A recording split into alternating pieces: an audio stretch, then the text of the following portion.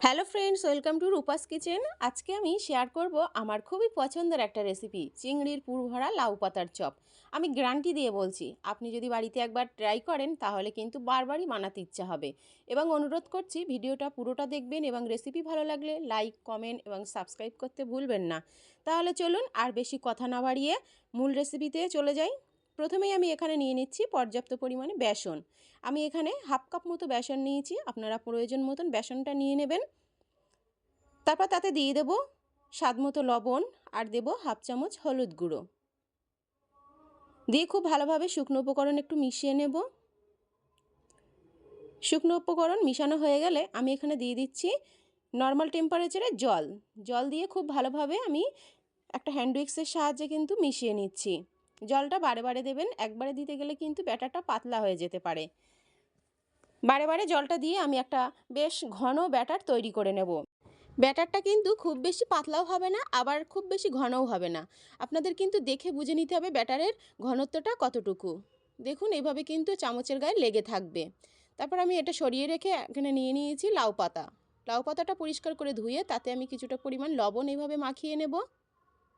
খুব ভালোভাবে লবণ মাখানো হয়ে গেলে আমি অপর দিকে 2 কাপ জল আগে থেকে গরম করতে বসিয়ে দিয়েছি এবং তাতেই লাউ পাতাগুলো দিয়ে ধুয়ে নেব। এতে করে হবে কি, লাউ পাতার গায়ে যে এক্সট্রা লবণ থাকবে সেটাও ধুয়ে যাবে আর লাউ পাতাগুলো একদম নরমও হয়ে যাবে।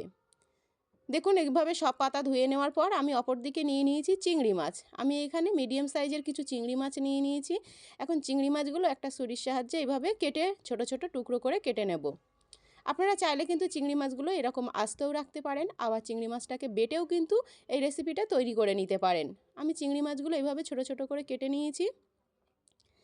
দেখুন কাটা হয়ে গেলে এটা আমি কুক করে নেব। তার জন্য গ্যাসে একটা প্যান বসিয়ে তাতে দিয়ে দিচ্ছি পর্যাপ্ত পরিমাণে সরিষার তেল। অবশ্যই সরিষার তেলে করার চেষ্টা করবেন, এতে করে ফ্লেভারটা কিন্তু খুবই ভালো হবে। তারপর আমি এখানে দিয়ে দিচ্ছি কুচিয়ে রাখা ঝাল আর পেঁয়াজ, দিয়ে খুব ভালোভাবে মিশিয়ে নিতে হবে। ঝাল আর পেঁয়াজটাকে কিন্তু আমাদের খুব ভালোভাবে একটু ভেজে নিতে হবে। দেখুন একটু লালচে করে ভেজে নিয়েছি। তারপর আমি এখানে দিয়ে দিচ্ছি চিংড়ি মাছ। চিংড়ি মাছটা দেওয়ার পরেও কিন্তু আবারও সব কিছুর সঙ্গে মিশিয়ে আমি একটু নেড়েচেড়ে ভেজে নেব। দেখুন ভেজে নেওয়ার পর আমি এখানে দিয়ে দিচ্ছি হাফ চামচ হলুদ গুঁড়ো, দেব স্বাদ মতো লবণ, আর এখানে দিয়ে দেবো হাফ চামচ জিরে আর ধনের গুঁড়ো। আবারও ভালোভাবে নেড়েচেড়ে এটাকে মিশিয়ে নিচ্ছি। আপনারা চাইলে কিন্তু এই পর্যায়ে ধনেপাতা কুচিও ব্যবহার করতে পারেন।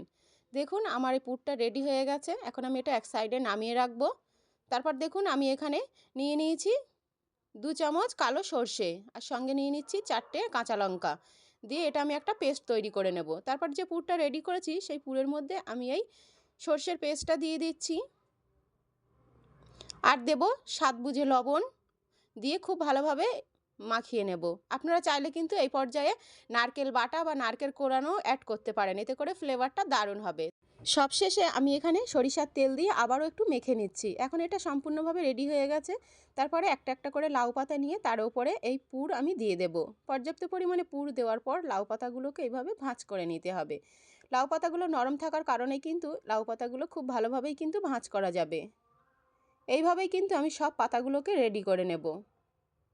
দেখলেন তো কত সহজ কিন্তু এই চপটা তৈরি করা। এইভাবে অবশ্যই বাড়িতে একবার ট্রাই করবেন। দেখুন আমি সবগুলো কিন্তু এইভাবেই তৈরি করে নিচ্ছি। এখন এটা সাইডে সরিয়ে রেখে যে ব্যাটারটা তৈরি করে রেখেছিলাম সেই ব্যাটারের ভেতরে একটা একটা এই লাউ পাতা আমি এইভাবে মাখিয়ে নেব। ব্যাটারটা মাখানোর পর সরাসরি আমি তেলের মধ্যে দিয়ে দিচ্ছি। কড়াই বা প্যানের সাইজ বুঝে কিন্তু এই বড়াগুলো আমাদের ভেজে নিতে হবে। খুব বেশি একসঙ্গে দেওয়া যাবে না, যাতে একটার সঙ্গে একটা লেগে যায়।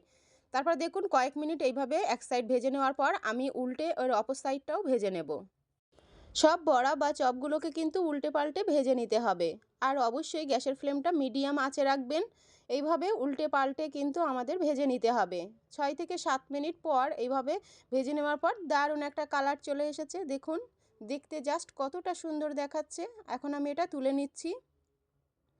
এইভাবে কিন্তু সব বড়া বা চপগুলোকে আমি তুলে নেব। এটা যতটা বেশি দেখতে সুন্দর, ভিতরটাও কিন্তু খেতে ততটাই সুস্বাদু হয়। অবশ্যই বাড়িতে একবার ট্রাই করবেন। দেখুন আমি সার্ভ করে নিয়েছি বড়াগুলো। আপনারা কিন্তু এগুলো এমনি নাস্তা হিসেবে শুধুও খেতে পারেন, আবার এগুলো গরম ভাতের সঙ্গেও খেয়ে দেখতে পারেন। খেতে কিন্তু খুবই দারুণ লাগে।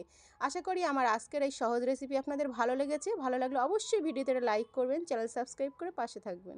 আজ তাহলে আসি, দেখা হবে নতুন রেসিপিতে। ধন্যবাদ সবাইকে, ভালো থাকবেন, সুস্থ থাকবেন।